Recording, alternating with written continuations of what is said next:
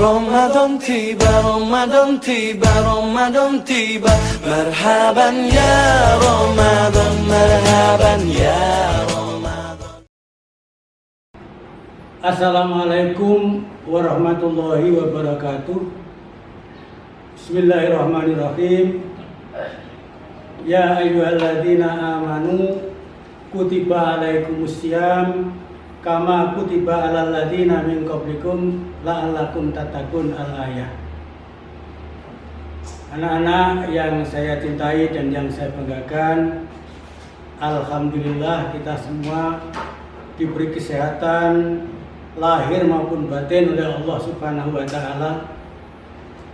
Terutama sekali alhamdulillah kita semua tidak ada satupun yang terkena wabah yang menyedihkan semua bangsa ini, yaitu COVID-19.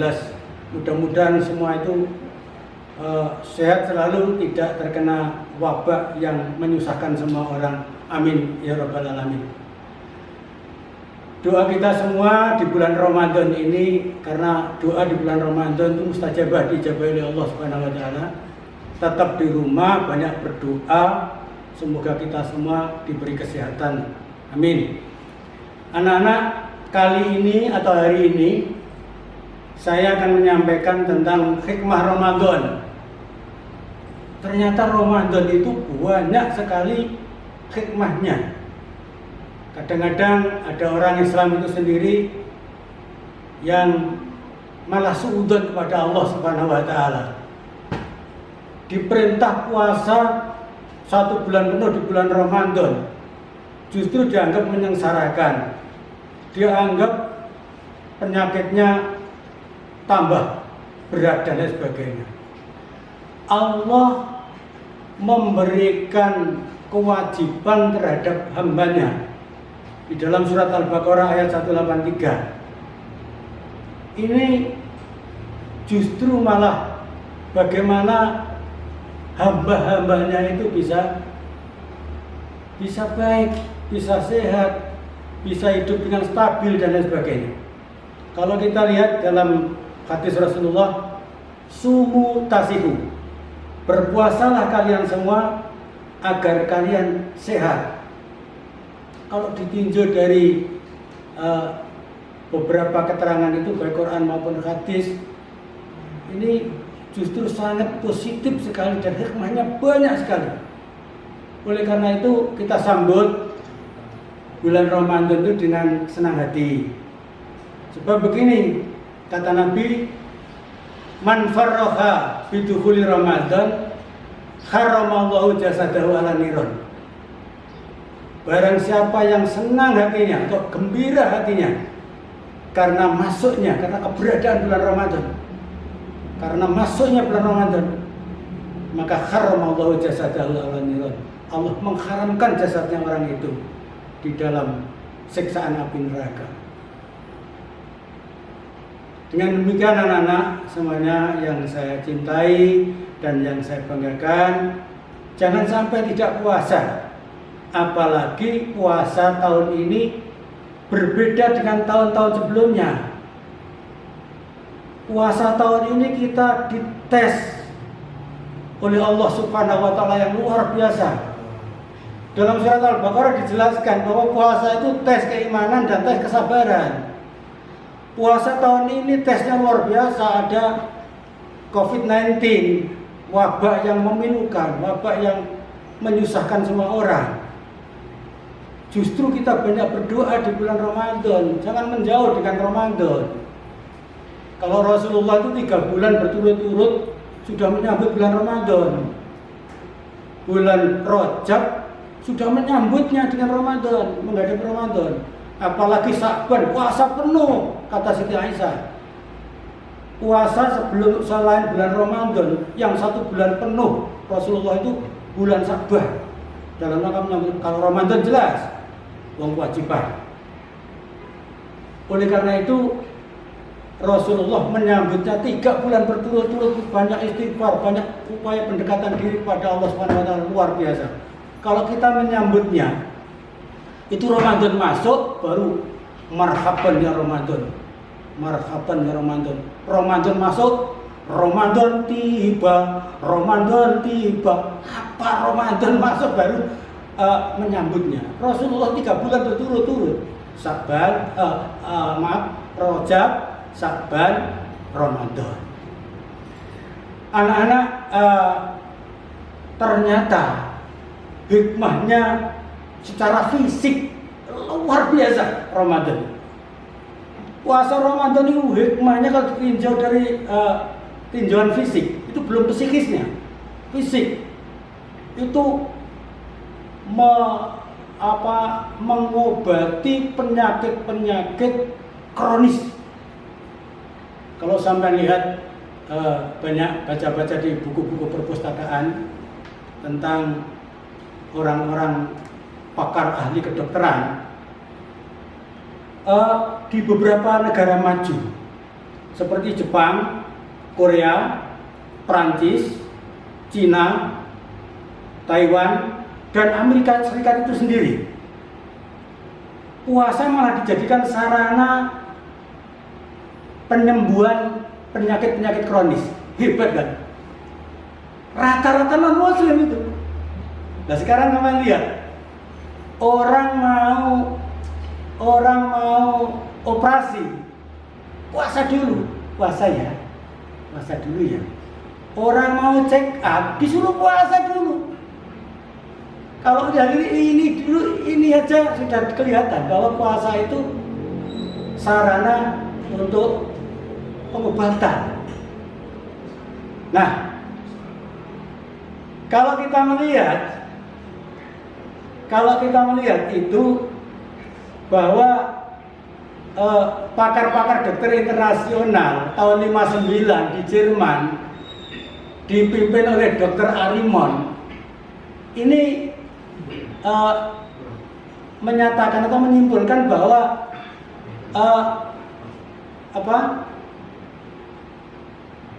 orang itu setiap tahun minimal 1 bulan untuk menghentikan mesin yang untuk mengolah sari-sari makanan itu.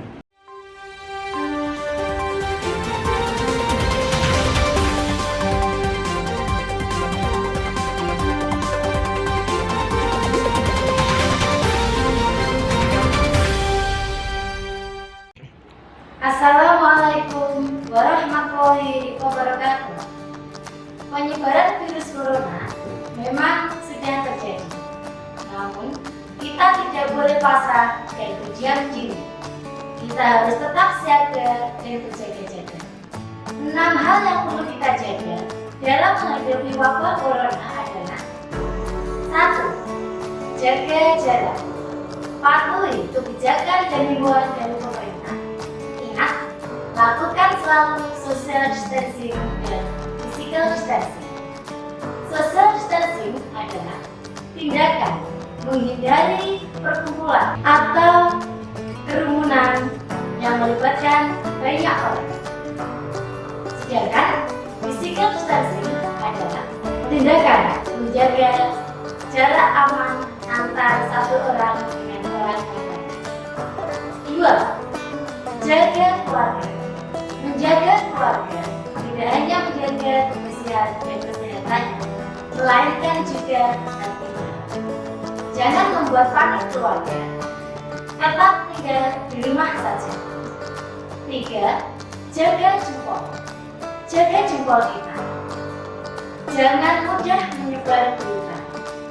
Pastikan kita tahu sumbernya dan pastikan kita tahu kebenarannya. 4. Jaga emosi. Tetap tenang. Jaga emosi dan perasaan. Yakinlah, setiap masalah pasti ada solusi.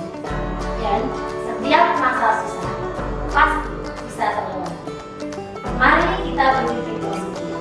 Karena dengan berpikir positif dapat menambah imunitas tubuh kita. 5. Jaga kesehatan. tangan secara teratur, gunakan sabun atau hand sanitizer.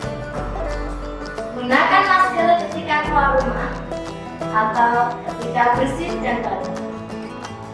Jaga kebersihan rumah. Atur pola makan. Makanlah yang bergizi. Istirahat yang cukup. Rajin berolahraga. 6. Jaga iman. Yang terpenting dan yang tidak boleh terlewatkan adalah kita harus selalu berdoa kepada Allah Subhanahu wa Ta'ala.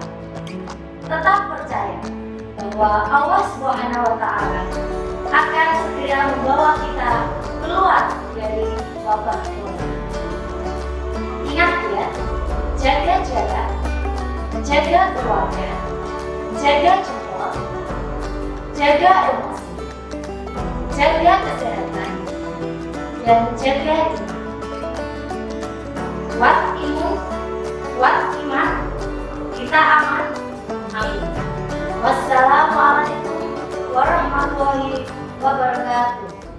Mengolah sari makanan itu maksud saya begini. Mesin di organ tubuh manusia yang mengolah sari-sari makanan. Setiap hari kita itu makan terus, bakso masuk, sate masuk, ote-ote masuk, apa saja masuk. Tidak tahu waktu. Yang penting ada makanan, apalagi enak, masuk. Nah, tanpa terkontrol sehingga munculnya penyakit. Perut itu sarang penyakit. Sumber segala penyakit itu ya rata-rata dari perut. Makanya para pakar dokter internasional menyimpulkan bahwa andaikan tidak dilaksanakan dengan penghentian atau dalam bahasa agama ya puasa. Ibaratnya kayak mobil itu digunakan terus-menerus tanpa pernah dihentikan, tanpa dikloter, maka mudah sekali mobil itu rusak dan tidak bisa stabil. Makanya di negara-negara maju seperti Jepang, Korea, Prancis, Cina, Taiwan, dan Amerika Serikat itu sendiri, malah puasa itu dijadikan sarana pengobatan penyakit-penyakit kronis. Aneh kan? Di negara-negara non-muslim itu rata-rata. Malah di Jepang itu ada dua kota namanya kota Osaka dan Kyoto. Itu ada sanatorium puasa atau klinik puasa untuk pengobatan penyakit-penyakit kronis. Kalau zaman sekarang dikenal dengan istilah diet lah. Makanya jelas kalau mau operasi pakai puasa dulu, mau check up, kata dokter sudah puasa, dan seterusnya. Ini kan puasa itu sangat penting sekali untuk pengobatan itu. Kalau pahlawan yang terkenal di Prancis, pahlawan besar Prancis yang namanya Napoleon Bonaparte, itu beliau mengatakan terapiku adalah puasa. Napoleon Bonaparte, tokoh besar Prancis, dia mengatakan terapiku adalah puasa. Kata Hamka, kata Profesor Dr. Hamka, Kiai Haji Wahid Hasim itu Menteri Agama pertama kali di era Soekarno. Itu pernah ditanya kenapa selalu berpuasa. Karena ternyata jawabannya itu terapi untuk mengurangi penyakit gulanya, untuk mengurangi penyakit diabetesnya. Ternyata berkurang dengan puasa juga. Kan luar biasa puasa itu. Malah pakar-pakar dokter di negara-negara maju menyarankan agar pasiennya itu berpuasa. Agar pasiennya berpuasa. sampai namanya dokter Delor, dokter non muslim, agar pasien itu sembuh dari penyakit kronisnya, maka puasalah seperti puasanya orang muslim. Aneh lagi. Nah, ini menunjukkan bahwa puasa itu hikmahnya sangat besar sekali untuk kesehatan fisik maupun kesehatan psikis. Kalau tinjauan agama secara psikis jelas lah. Kalau secara fisik aja seperti itu, manfaatnya sangat besar. Makanya kata Nabi, hadis dari Ibnu Abbas, bunyinya begini. Sami'tu Rasulullah sallallahu alaihi wasallam. Saya mendengar Rasulullah sallallahu alaihi wasallam, la ta'lamu ummati, jikalau umatku mengetahui mafi Ramadan, apa-apa yang ada di dalam Ramadan, antaku nasanata kullaha Ramadan. Jadi nescaya satu tahun itu untuk dijadikan Ramadan, agar satu tahun dijadikan Ramadan maksudnya. Jadi kalau umatku tahu apa-apa atau kehebatan-kehebatan apa yang ada di dalam Ramadan, sungguh satu tahun itu ingin dijadikan Ramadan semua gitu maksudnya. Li'annal hasanata maqbulatun, li'annal hasanata fihi mustami'atun, li'annal hasanata fihi mustami'atun. Semua karena kebaikan-kebaikan itu di dalamnya terkumpul. Wa ta'atu maqbulatun, taatnya maqbulah, dikabulkan oleh Allah. Wa da'awatu mustajabatun, dan doanya diijabahi oleh Allah. Wa dzunubu maghfuratun, dan dosa-dosanya diampuni oleh Allah Subhanahu wa taala. Wal jannatu mustaqatun lahum, dan surga mengharapkan semua. Karena bagi orang-orang yang berpuasa. Karena itu marilah, mumpung ketemu bulan Ramadan, kita berpuasa di bulan Ramadan dengan sesempurna mungkin. Karena Ramadan banyak hikmahnya yang luar biasa, baik untuk kesehatan fisik maupun kesehatan psikis. Nah, Ramadan itu syahrullah, Ramadan itu syahrul nikmah, Ramadan itu syahrul najah, bulan kesuksesan. Ramadan itu syahrul Quran, Ramadan itu syahrul jud, bulan kedermawanan. Ramadan itu syahrul tilawah, bulan bacaan. Ramadan syahrul sabri, bulan penuh kesabaran. Ramadan itu syahrul aid, Ramadan itu syahrul rahmah, Ramadan itu syahrul muassasah, bulan pertolongan.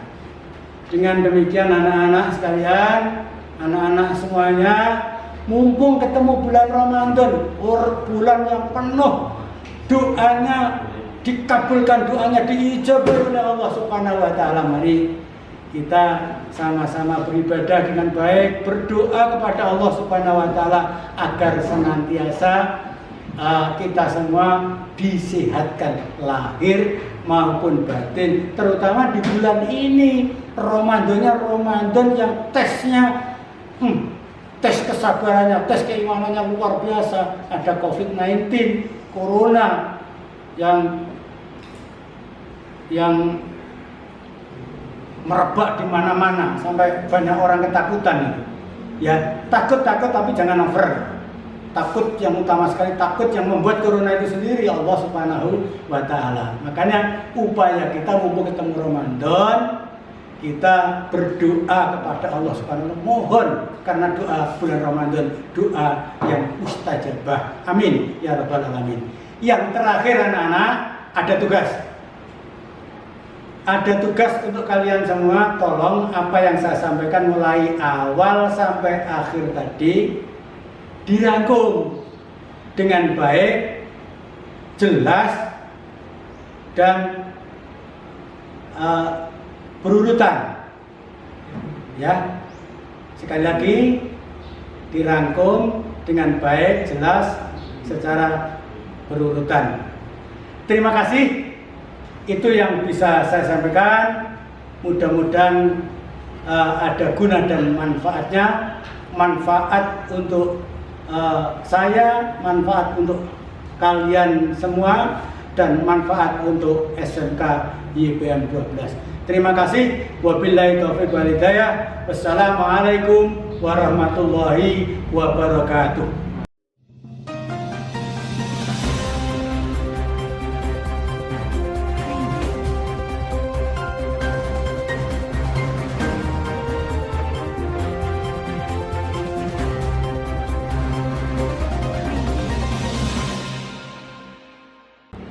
Assalamualaikum warahmatullahi wabarakatuh.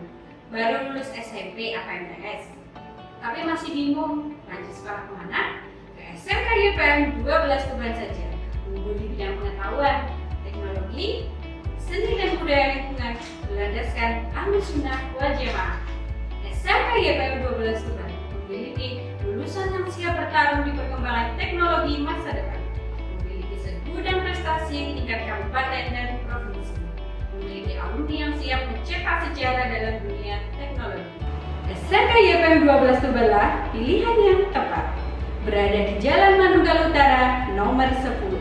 Memiliki 5 jurusan: Teknik Elektronika Industri, Teknik Kendaraan Ringan, Teknik Pemesinan, Teknik Pengelasan, dan Teknik Instalasi Tenaga Listrik. Lengkap dengan fasilitas bengkel tiap jurusan untuk menunjang proses belajar agar lebih tepat siswa dan siswi dalam menangkap pembelajaran di SMK YPM 12 Tuban. Untuk pendaftaran, kalian bisa langsung datang ke SMK YPM atau tetap di rumah saja. Kalian bisa akses link PPDB di bawah ini. Untuk info lebih lanjut, bisa hubungi WhatsApp kontak person di bawah ini. Mari bergabung dengan SMK YPM 12 Tuban. Bersih, kreatif, unggul. Terima kasih. Wassalamualaikum warahmatullahi wabarakatuh.